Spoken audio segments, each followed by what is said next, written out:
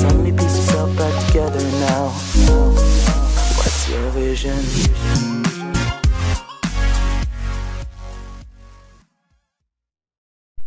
To remove the Corona awareness audio permanently, dial *646*224#। Airtel में caller tune का पहले advertisement play होता था।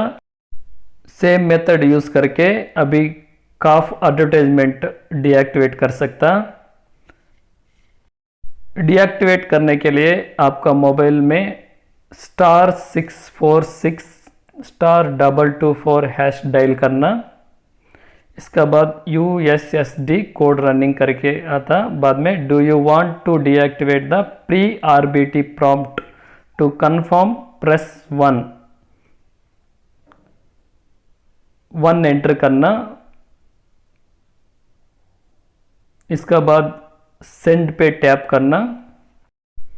आप देख सकते हैं इधर इमीडिएटली मैसेज आएगा the pre RBT has been successfully deactivated. Keypad mobile में भी सेम प्रोसेस है। *646*224# डायल करना। बाद में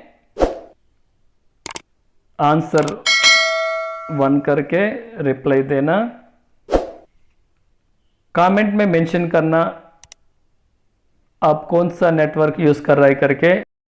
अगर ये कोड वर्क नहीं किया तो कॉल करने के बाद आप ये टोन सुनने के बाद इमीडिएटली 1 प्रेस करना। कॉल कनेक्ट हो जाएगा। वीडियो देखने के लिए धन्यवाद।